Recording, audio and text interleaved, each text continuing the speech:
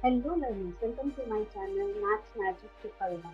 And now I have taken another word problem from linear equations. You can see from 3.4 exercise I have taken the next word problem. The sum of two digit number is 9.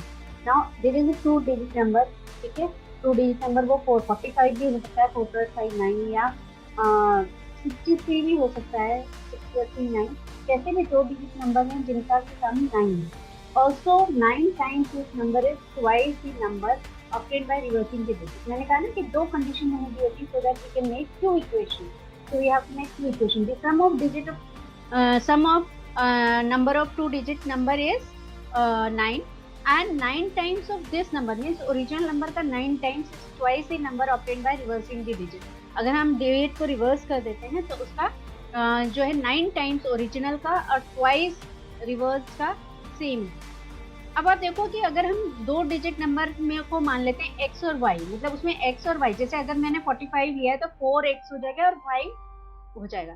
और two digit number को हम ऐसे भी ले सकते हैं 10x plus y, जैसे अगर मैंने 45 लिया तो 10 इंटू 4 प्लस 5 45 हो जाएगा. इसलिए हम टू डिजिट नंबर को ज्यादातर ऐसे लेते हैं.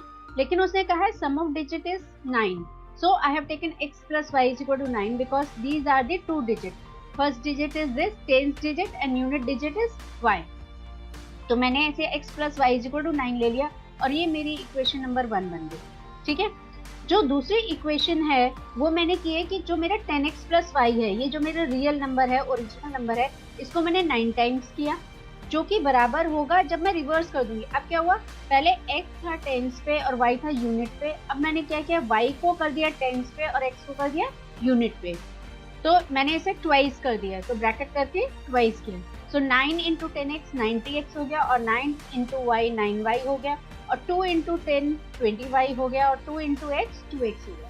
अब 90x plus 9y is equal to 20y plus 2x.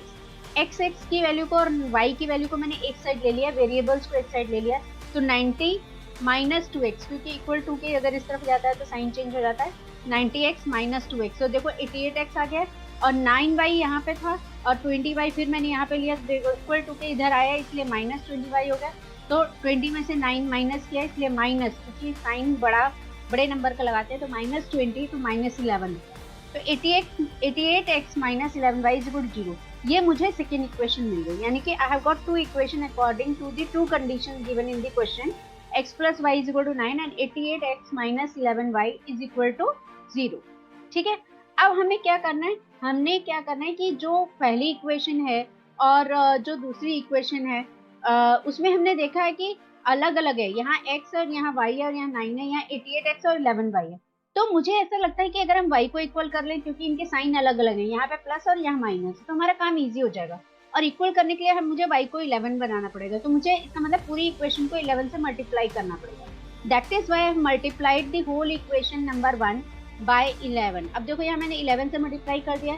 11 into x plus y is equal to 9 which is my first equation. और क्या आ गया मेरा, 11 into x 11x, 11 into y 11y, 11 into 9 99 आ गया. ठीक है.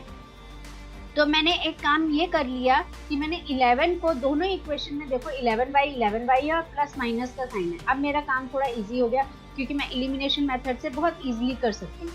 अब मैंने कहते दोनों को ऐड कर दिया, क्योंकि साइन ऑलरेडी अलग थे तो मुझे सब्ट्रैक्ट करने की जरूरत नहीं थी, ना साइन चेंज करने की जरूरत थी. तो मैंने 11x plus 11y is equal to 99 first equation, जो न्यू इक्वेशन मेरी बनी थी 11 से मल्टीप्लाई करने के बाद वो ले ली. और 88x माइनस 11y जो मेरी सेकेंड इक्वेशन बनी थी according to the second condition given in the question, मैंने इनको ले लिया और इनको ऐड किया.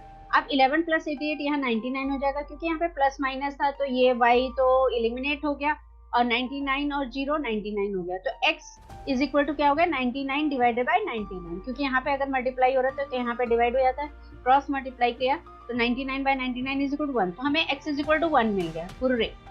Now will see the next value of y. कैसे निकालेंगे, सब्स्टिट्यूट करेंगे. जहाँ पे x की वैल्यू थी वहाँ पे हम x की वैल्यू जो हमें मिल गई है उसे हम सब्स्टिट्यूट कर देंगे. तो x plus y is equal to हमारा 9 आ गया. ठीक है. जो पहली इक्वेशन थी तो मैंने x ये 1 ले लिया है और y इज इक्वल टू 9 और y इज इक्वल टू क्या आ गया, 1 इस तरफ गया तो ये प्लस था माइनस में हो गया, 9 माइनस 1 मेरा 8 आ गया, यानी कि y is equal to 8. So again cheers because we have got the values x is equal to 1 and y is equal to 8. अब हमें पता चला कि x10 पे हमारा टेंस पे हमारा क्या है 1 और यूनिट्स पे क्या है 8, यानी कि हमारा नंबर है 18 और 1 + 8 9 भी हो रहा है, तो हमारी वो भी सिचुएशन कवर हो गई फर्स्ट वाली।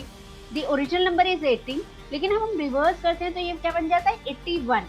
तो हम वेरीफाई करके देख लें एक बार, एग्जाम में हम वेरिफिकेशन कर सकते हैं। This is not part of your evaluation, मतलब कि एग्जामिनर इसे चेक नहीं करेगा, ना ही आपको जरूरत है, पर अगर आपको देखना है तो आप कर सकते हो कि 9 times of 18 is equal to 2 times of 81 है कि नहीं। सेकेंड हमने जो कंडीशन थी, क्योंकि फर्स्ट कंडीशन तो हमें देख के ही पता चल रही है 1 + 8 is 9। Second condition 9 times 18 2 times 81 equal है, तो यहाँ हम देख रहे हैं कि इक्वल है, क्योंकि दोनों 9 × 18 162 आ रहा है और 2 × 81 भी 162 आ रहा है। So we have solved this equation and we have found the two-digit number. The original number is 18 and when we reverse the digit it is 81. So students, I hope that you have understood this and you'll be doing it very well. तो अगर आपको समझ में आया है तो मुझे बहुत खुशी है, और अगर नहीं समझ में आया है तो आप कमेंट बॉक्स में लिख सकते हैं so that I can solve it.